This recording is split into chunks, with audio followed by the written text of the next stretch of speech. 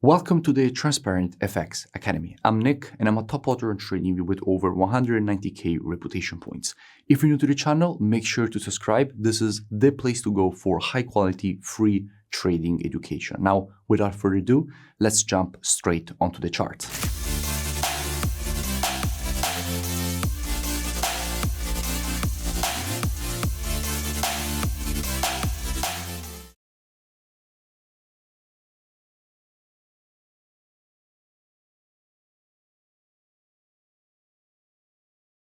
In this video, I will be sharing one of the most important tutorials that I ever shared on this channel. So it's very important that you watch everything that I share here till the end. What we will be speaking about is how to read the commitment of traders, so the COT data. We will be analyzing exactly each and every different scenario that can present itself. Now, if you don't know what the commitment of traders is, it's essentially what the non-commercials are doing in the market. Now, the non-commercials, those are the biggest speculators. So institutions that are in the market to make money. So essentially like traders, right? Like retail traders that are in the market to make money. Now, the commercials, which are not included in our reports and in the software, essentially those are institutions that are in the market for other reasons. Maybe they have to pay employees overseas. So definitely not related to trading for a profit, right? So we here on the commitment of traders only follow the non-commercials, which are in the market to make money. So hedge funds. And those are the big players in the market. So the ones that you want to follow, the ones that have the most resources. And by pulling their data in a proper way, so displaying it in a proper way, we're able to track how they're moving their positioning. Now, why is that? Because they have such big order that it takes weeks, sometimes even months for them to place their entire order. Because as you know, in the market, for every buyer, there needs to be a seller. For every seller, there needs to be a buyer. So if you have to buy a huge amount, let's say of euro against the USD, you need to have enough people that are willing to sell that to you. And since they have such massive orders, from time to time, there isn't enough liquidity in the market for them to just go press a button and buy. So they create those sellers by doing stop hunting and all the things that you already know about. So they slowly build up their positions. So you can track how they're moving their orders. For example, here we can see how they were slowly increasing their net positions, so slowly buying Euro USD.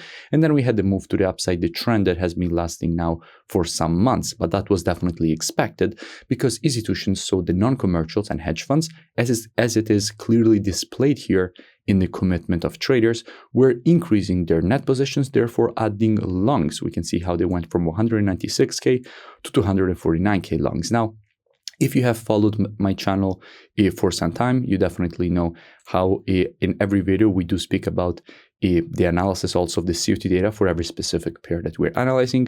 So you already know what it is, but I just wanted to give this brief overview for people that don't already know what the commitment of traders is. Now let's get straight into the actual content of this tutorial. So how to read this data depending on the different situations that the market is providing. So first of all, we have to make a distinction depending on what the market is doing in every specific situation, because we can either have a bullish market or a bearish market. If you see something on the COT data, it can mean two completely different things depending on whether the market is moving to the downside or to the upside, okay? So immediately we have to make a distinction. Now, when it comes to the commitment of traders, since institutions take so much time to actually shift their positioning, then in order to check what the market is doing, so if we are in a bullish market or if we are in a bearish market, then we have to check the daily chart for the pair, right? We have to check here, for example, on Euro USD, it's pretty clear that here we were in a downtrend with the market creating lower lows and lower highs, and here we were in an uptrend. Now, the same exact thing that we were reading, let's say, for example, we were reading in the commitment of traders that institutions were adding longs and closing shorts. If that was happening during a downtrend, it had a meaning. If it was happening during the uptrend, it had a completely different meaning. So immediately it's very important to make this distinction on whether the market is in a bullish market or if we are in a bearish market. Now, there are certainly many different things that can happen in these two scenarios from a COT perspective. The first thing that I want to speak about is a situation in which you have a market which is in a bullish state. So we will be speaking about going in order. You have a bullish market. So the market is creating a series of higher highs and higher lows, right? And you see that here from the commitment of traders, hedge funds are adding longs and closing shorts.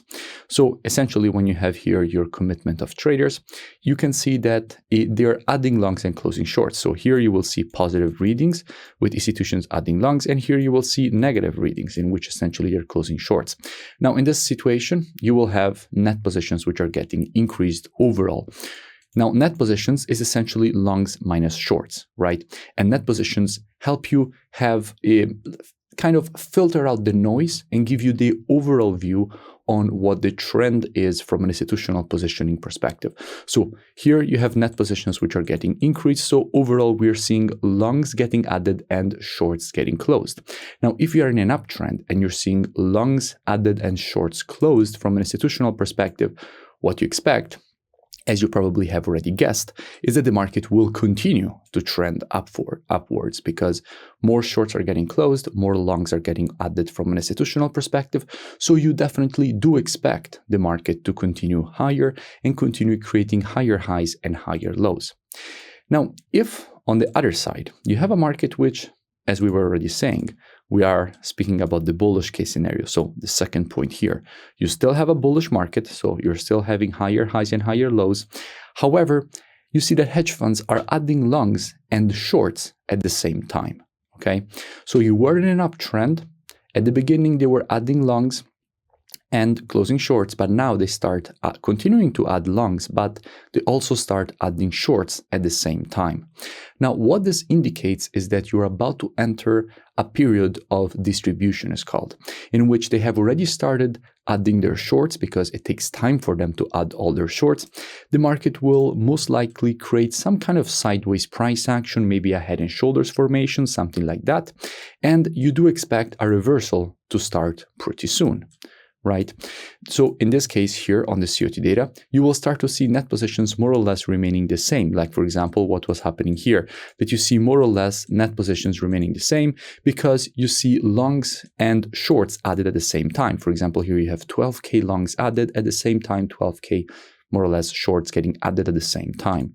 That indicates that institutions are starting to get ready for a shift in the trend from a bullish market to a bearish market, okay? And later on during the video, we will also see some live examples of this. But first, I want to break down each and every scenario.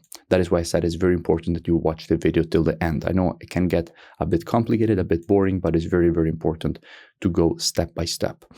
So this is the second situation in which hedge funds are adding longs and shorts at the same time. Now, the third scenario is where the market has already finished the uptrend, where hedge funds were adding longs and closing shorts. It already went through the phase where essentially they were adding longs and shorts at the same time. And now they're ready to make their actual shift in the market. At this point, you start reading from a COT perspective that hedge funds are closing longs and adding shorts. So essentially, they now started taking profits on all their longs. So they stop adding longs, they start closing longs.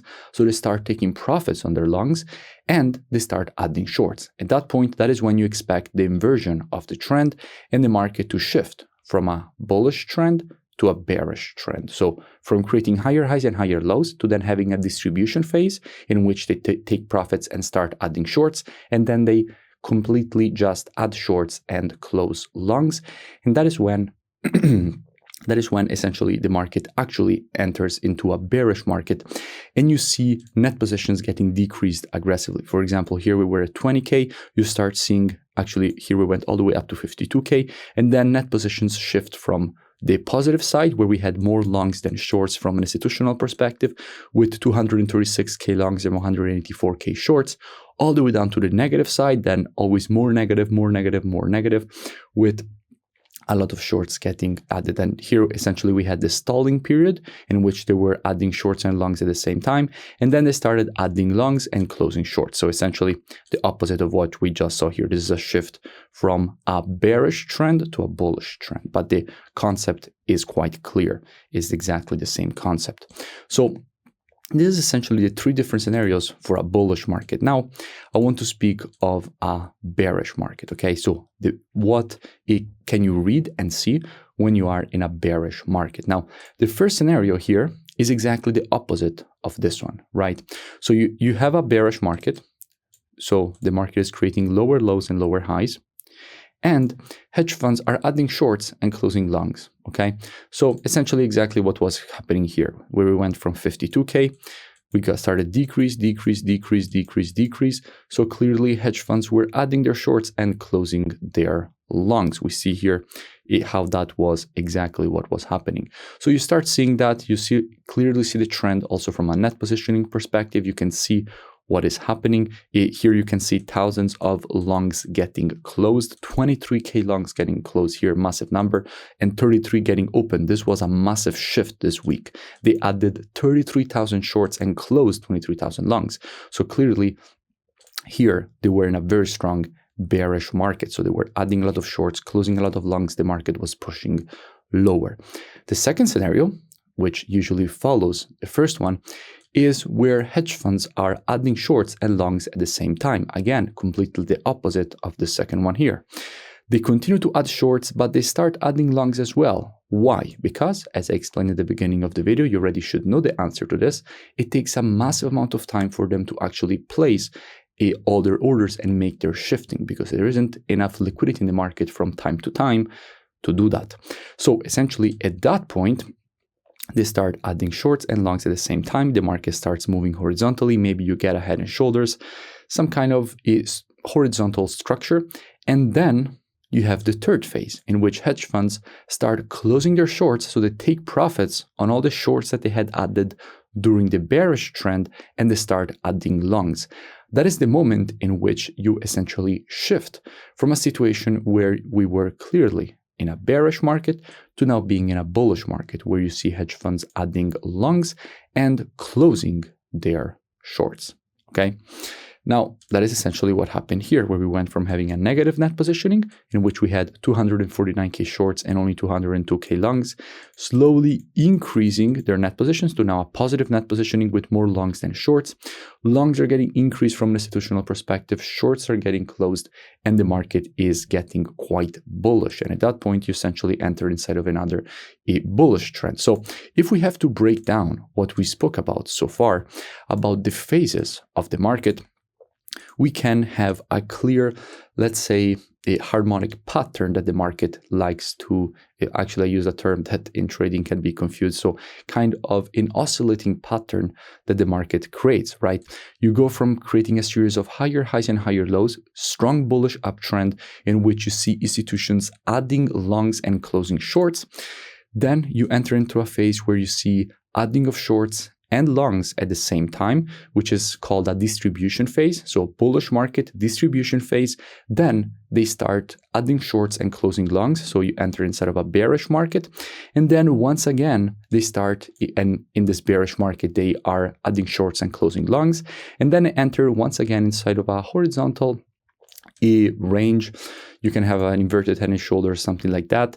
And in which in this phase, they are essentially adding longs and shorts at the same time. And then they start once again adding longs and closing shorts. So they take profits on the shorts that they had during the downtrend, and a new uptrend starts developing. And then once again, you can have a distribution phase. That is why if you zoom out on a chart on the monthly time frame, you will see how very often the market tends to remain inside of some predetermined ranges, unless something from a fundamental perspective drastically changes, like for example, interest rates changes or something like that. The market tends to remain inside of specific boundaries from a monthly perspective, which are called historical structure levels. I will now also show you when we go on the chart, because the market tends to move from uptrend, distribution phase, downtrend, accumulation phase, which is the opposite of a distribution, and uptrend once again.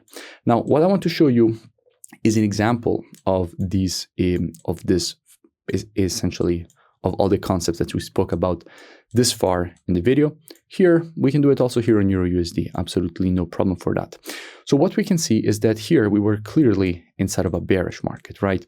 The market was just pushing to the downside very, very aggressively. So clearly we were in a bearish trend. So essentially we were in this situation here. We had a bearish market and hedge funds were adding shorts and closing longs. That is essentially what was happening during all this move to the downside. Then what started happening around this area here is that we started having some horizontal price action. The market stalled a bit. And here what was happening is that more or less net positions were remaining the same.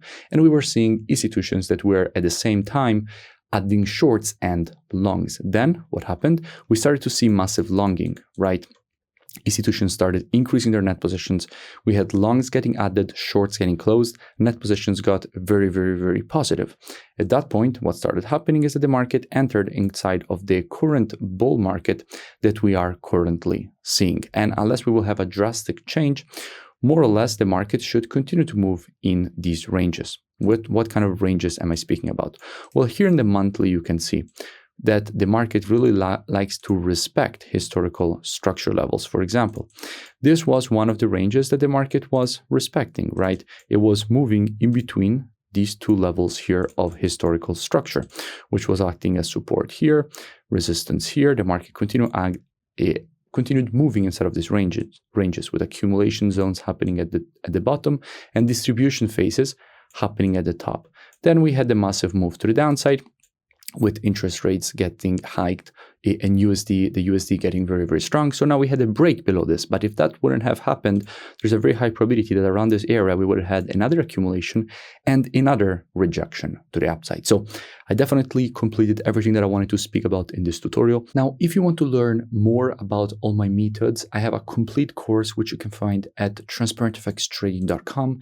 Here you will see that you have the possibility to access my entire course with all the rules of the strategies. You also have the possibility to access one-on-one private mentoring, the VIP market breakdowns with the Telegram signals, the COT data software, which is the one that we analyzed in this tutorial, the trading station software, which puts together everything that you need as a trader all in one interface. And if you scroll lower here past the testimonials, you will see that at the moment I'm running a huge special promotion in which you have a big discount on the lifetime access to the mentorship program from 497 euros down to 97 euros. Plus, since I have partnered with the forex broker Blueberry Markets, if you open an account with them from your student dashboard, you can get a full refund credited back into your trading account. And if you scroll lower, you will see that there is still time to join before the timer goes to 0 and the offer expires. However, spots are limited, so if they get filled before the timer goes to 0, the offer will end anyway.